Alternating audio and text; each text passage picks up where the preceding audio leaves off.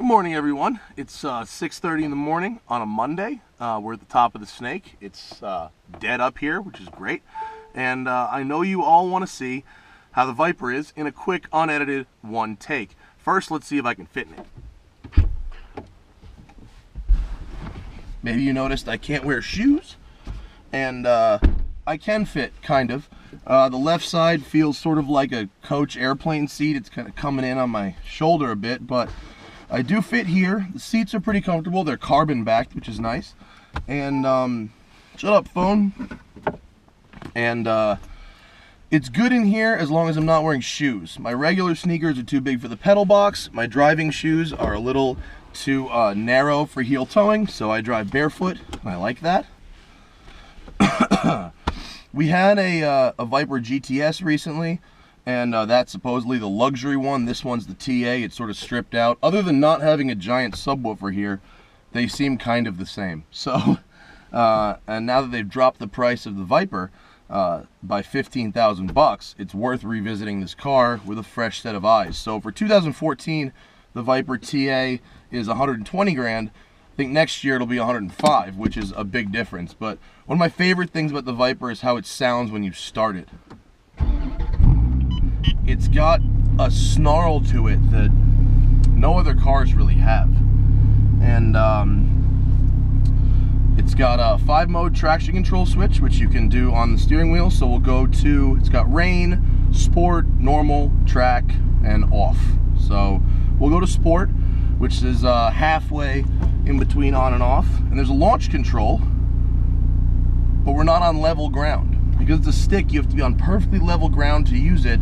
And we're slightly downhill right now. So maybe we'll use it at the bottom of the hill. For now, let's just, let's go for a little run.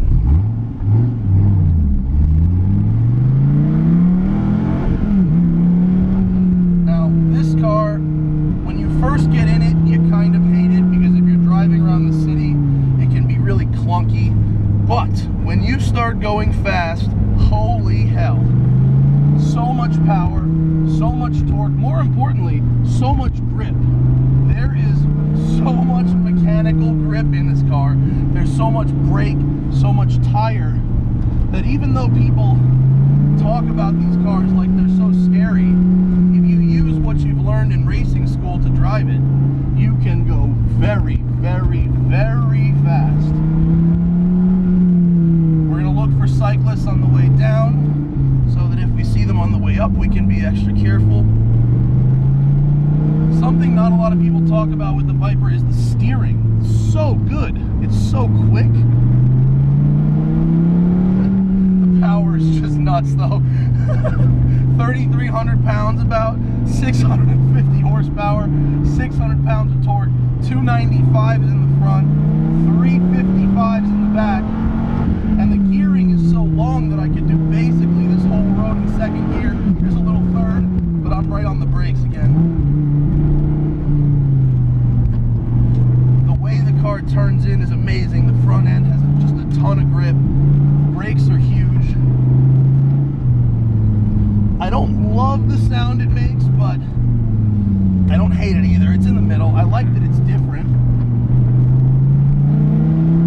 This car is crazy fast, and even though I've just done 1,200 miles in it and my back hurts, and it does, when you come out here, it's just so nutty.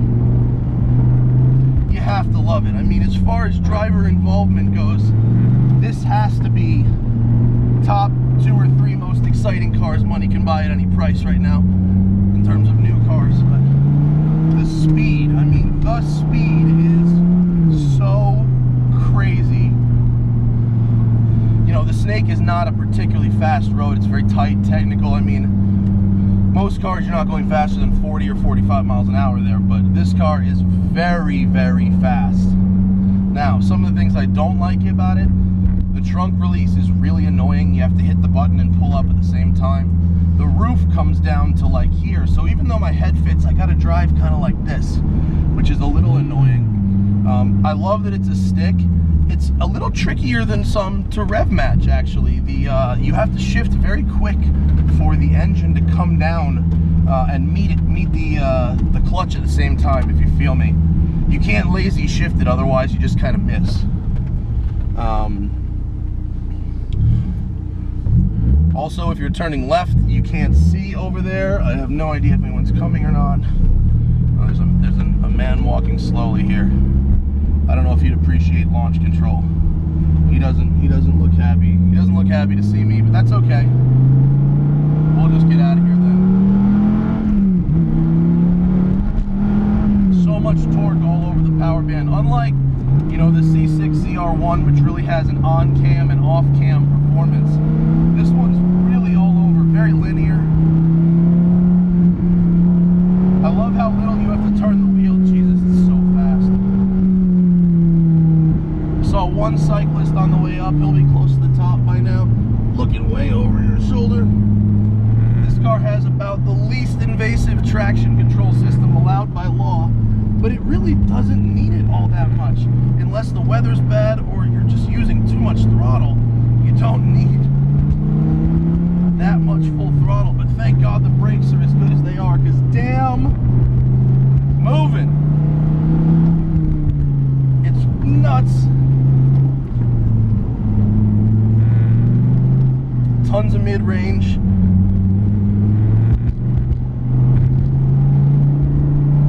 Pirelli P0 Corsa tires, very sticky stuff, but there's so much of it.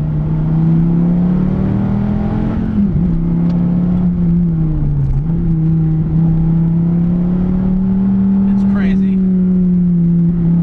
The sides get really hot when you get out of the car with the exhaust right there. Air conditioning works good though. I'm nice and chilled at the moment.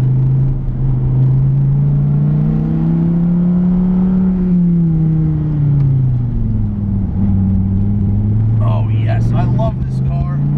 I love it. It's so much fun. Man, when you get a rhythm going with this thing, that was the guy I saw on the way up. Once you get that rhythm going, man, this thing dances with you like Jennifer Lopez. Oh, I love it so much. Yeah! Heavy on the brakes. It's great when you're trying to brake and turn at the same time. It is a multitasker that way. Some cars can't get that done. But, woohoo! Oh, nothing like an empty snake first light and a Viper TA. Woo-hoo!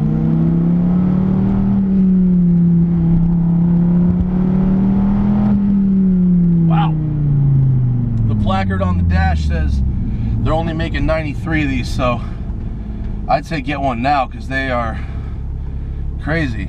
Let's go full off. Can I do full off? What if I hold it? That's full on. What if I go full off? How does it go full off? It says reduced. Where's off? Track mode. Off. No off. I don't know, maybe I can do a little donut.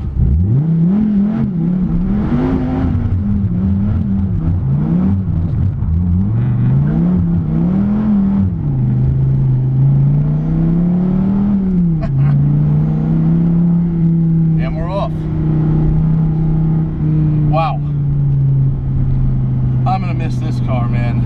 This thing is just an animal. And when you look at it with a new set of eyes of, the last time I saw it, this car, I was looking at $144,000 MSRP. Predictively, if this is 105 next year, whoa, whoa doggy, lots of car.